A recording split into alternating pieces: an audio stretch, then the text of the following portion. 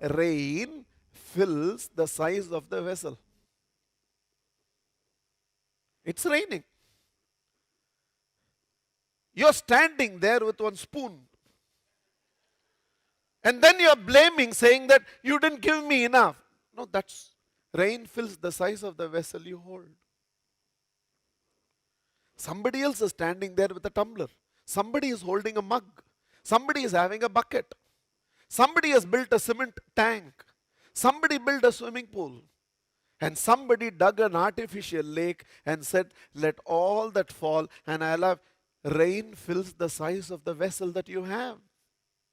A man was jogging one morning, and at a distance he saw there was a fisherman who was fishing. Just curious how this entire process happens. He jogged close to him, and he was watching the fisherman to see. Every time the fisherman caught a big fish, he threw it back into the river, and every time he caught a small fish, he put it into his ice box. The jogger said, all my life I have seen fishermen. And for the first time I'm seeing, because normally people who do fishing, they prefer the big ones. Why are you throwing back the big ones and keeping only the small ones? And it seems the fisherman said, I also hate to do what I'm doing, but I'm so helpless. I have only a small frying pan in the house. The big ones won't fit there. And he was not talking about him. He was talking about all of us. A lot of us have a very small frying pan here. Opportunities come in search of us. We say it's too big for us. We say it's not good enough for me. You're scared even to think in $1 billion. If you're not even prepared to think in $1 billion, how will we become one? Somebody who sold chai at some stage of his life desired he can be the Prime Minister of this country. That was the beginning. If you're not even willing to desire that, nothing can be done.